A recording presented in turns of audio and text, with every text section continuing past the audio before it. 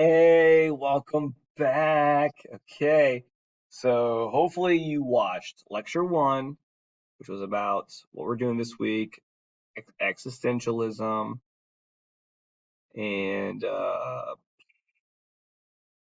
understanding the assignment. Then you watched the story of an hour analysis. So now you know all about it. You know what happens. You know that Miss Mallard, she thinks her husband died. And then she has her little mental orgasm, her little petite mort, and she screams out, freedom, freedom, freedom. And then she thinks about how she doesn't have to live for anybody else. She doesn't have to be anybody's servant. And then she's all happy. She opens the door to go live her life. And then her husband walks in through the door. And when she sees him, she's like, what? And she has a heart attack and she dies out of shock. Okay, so great story. Okay. That I knew for like Kate Chopin, this idea that like once she tastes freedom, she's gonna choose death. She's not gonna go back. Okay, once she's had freedom, she's not going back. Okay. If you watch what is that? What was that? It reminds me of a film. It might be in the book The Water Dancer, but essentially it's about someone who was a slave. They were freed.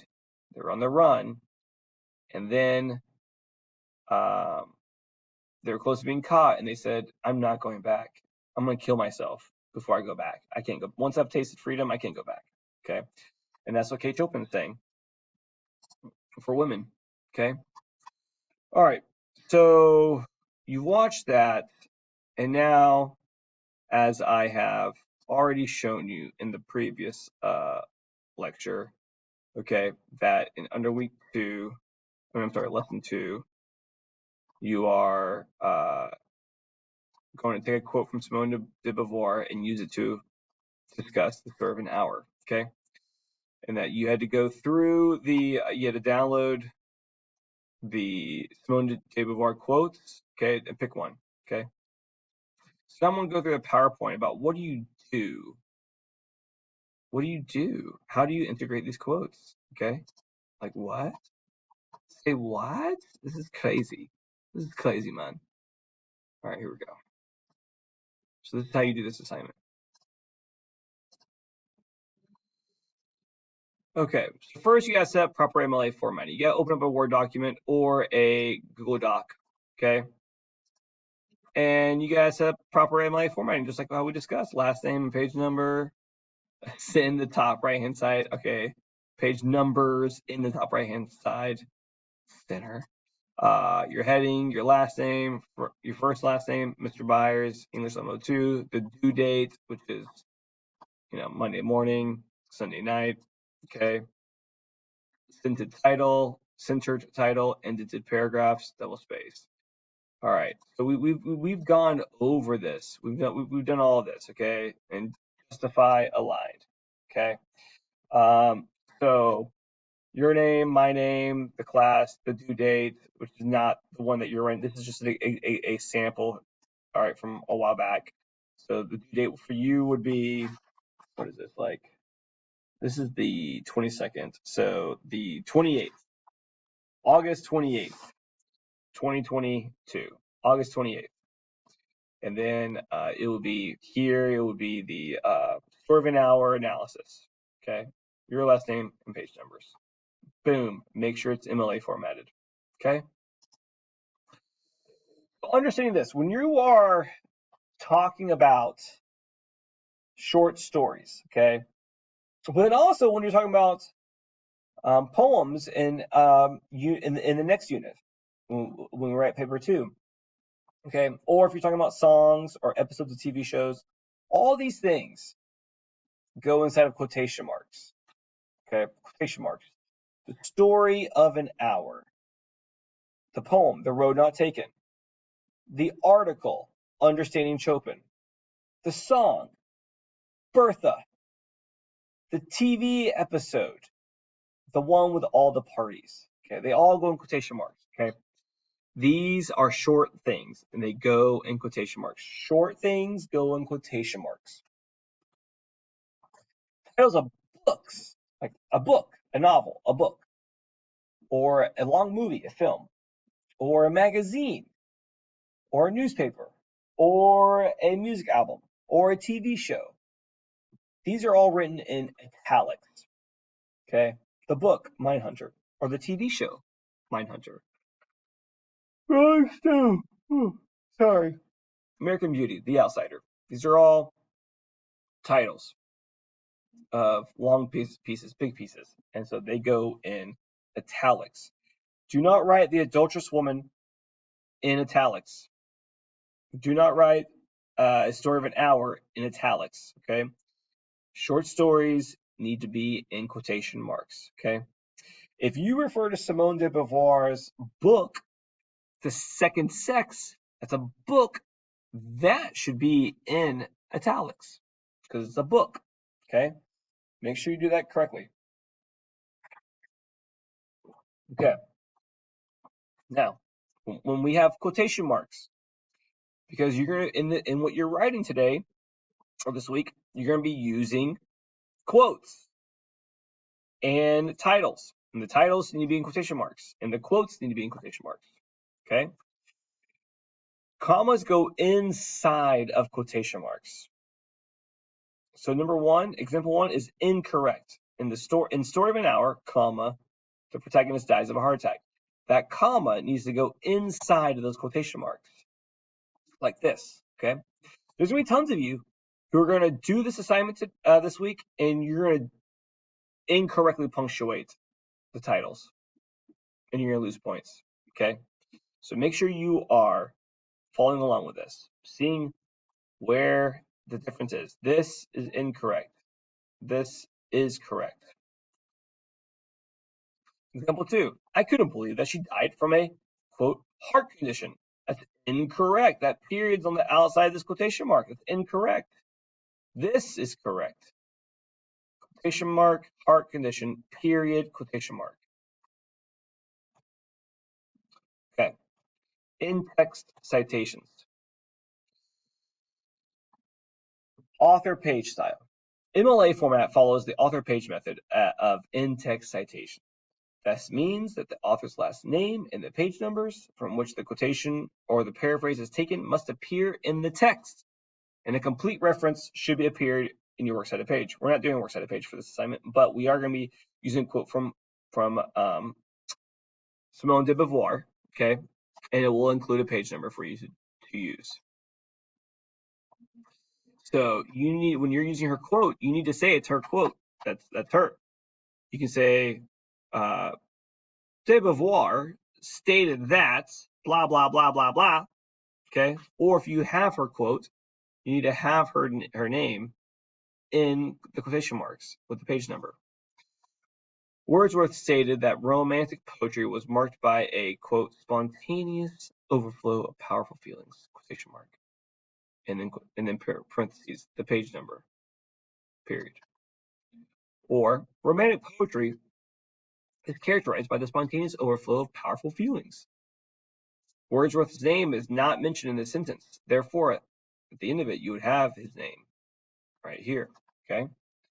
So when you are pulling a quote from de Beauvoir's quotes, if you notice at the bottom of the quote, this is a long quote, you have a page number, okay? That tells you where this quote came from. So you would have a quotation, okay?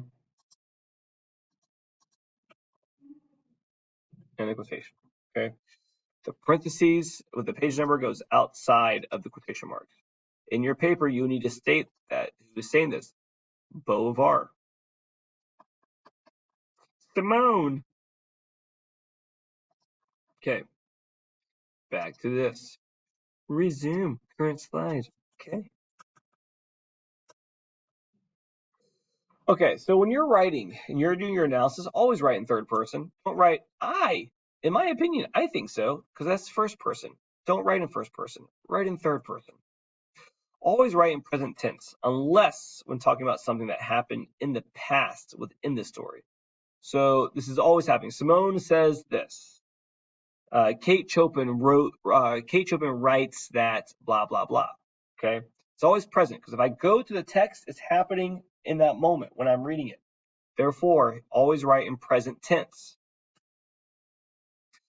When Janine sees the guard, she hopes to get his attention. That is correct. Even though the story was written in the 40s, in the story when I'm reading it, Janine is seeing the guard in this moment. I'm reading it. It's happening in the story. It doesn't matter if it was written 60 years ago. Okay? So it would be incorrect to say Janine saw the guard. All right, so look, let's talk about this. You cannot have what's called a drop quote. You cannot have a quote that's just dropped into your paper by itself. Quotes that stand by themselves as complete sentences, okay? You cannot have that. You cannot have a quote that is a complete sentence all on its own. You have to integrate these quotes. You have to always use a signal phrase to lead into a quote. A quote cannot be a sentence all on its own, okay? All right, for example, like this. There are many examples of self-analysis in Plato's philosophy, period. And then you have quotation marks. The unexamined life is not worth living. Plato, 45. That's a dropped quote. It's not integrated. This period is a problem. Period. It's a new sentence. But then all it is a direct quote. That is incorrect. That quote was just dropped into this paragraph. Okay? Same thing here. It's the same thing. You have to integrate the quote. Plato thinks people should analyze their own lives because, quote, the unexamined life is not worth living. Okay? There's this because here. The because connects the quote to our sentence. Okay? So if I deleted this quote, there'd be no proof it was ever there. But if I deleted this quote, there would be proof because this because would just be hanging here and it would be an incomplete sentence. That's an integrated quote. Okay? How do you integrate quotes? Always introduce quotations with a signal phrase before they appear in your paper.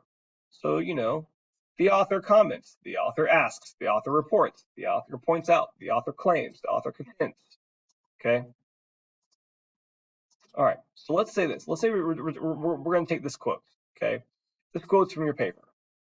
You want to apply this quote to serve an hour, okay? Which you cannot do. You cannot write about this quote. This quote is off limits now that I'm using it as an example, okay?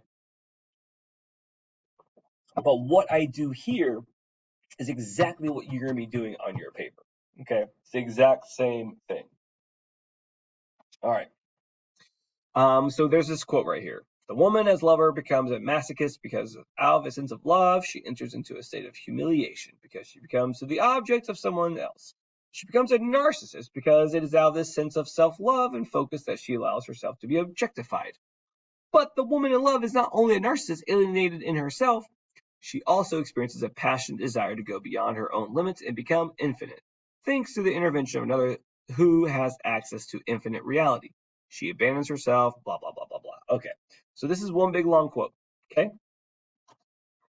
You are not going to take that whole quote, all right? You are going to break it up, all right? You're going to break it up and only use pieces of it. Like this is an example, okay?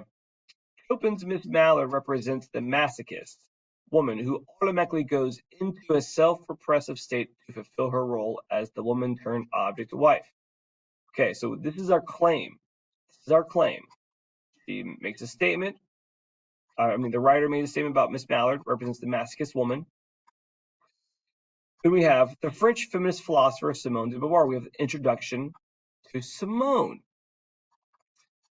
She believes that women have forever been giving up their identities, much in a self-loathing way, in order to conform to the societal requirements of marriage. Okay, so we have a statement about Miss Mallard, And then we have a statement about Simone, what she thinks. And now we tie Simone to the story of an hour. In the story of an hour, the heroine, Miss Mallard, is a lady who is, quote, young with a fair, calm face, quote. That's a quote from the story. But her youthfulness cannot save her from the effects of repression that brought lines to her face. These are both quotes from the story. Okay, from page 2. Here we have a parenthetical citation. All right, parentheses, Chopin's last name, and the page number, period. The repression that she experiences is from having to, quote, enter into a state of humiliation at becoming an object of someone else. De Beauvoir, 691. That connects to our previous slide, right here, in a state of humiliation because she becomes the object of someone else. That's a quote from Simone. Okay. Which in this case is Brentley, a man that seems nice enough and who she had loved, sometimes, but often she had not. By allowing herself to be objectified in order to receive some sense of meaning, Miss Mallard has to repress her inner soul and sense of self. All right, so I put, again, parenthetical citation of de Beauvoir right here, because this quote, allowing herself to be objectified, comes from de Beauvoir.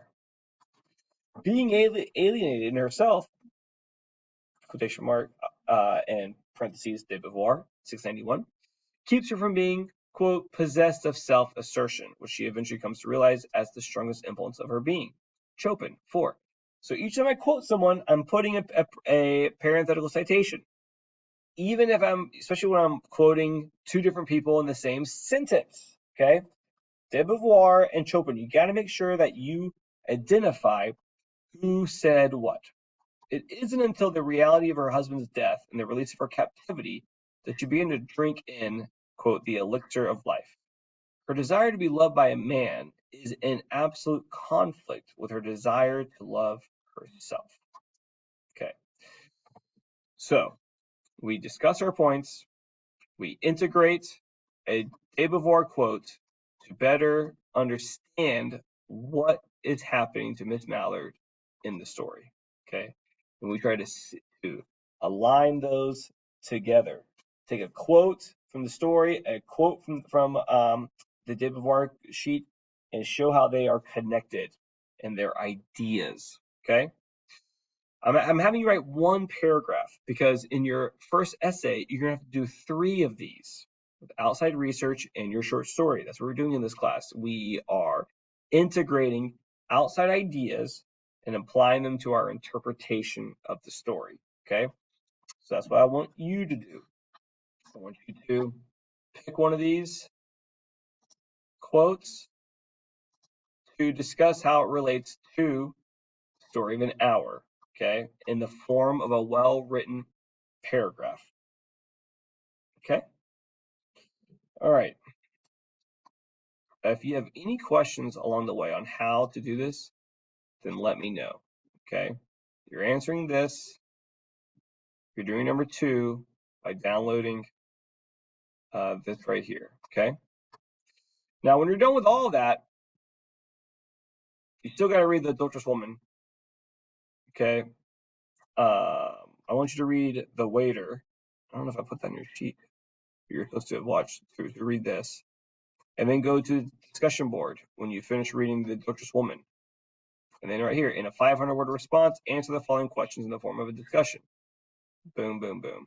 Okay. Oh yeah. So number 1 says the author of this story, Albert Camus, was best friends with Sartre, whom you researched. Oh no. Here it is. Whom you researched last week. Explain how Sartre's The Waiter analogy that you researched last week relates to Janine. Okay. And then what is the significance of Janine's Le Petit Mort? Okay. So you gotta do that as well. Alrighty. Let me know if you have any questions. Hope you watched all these. Okay. All right. Peace out.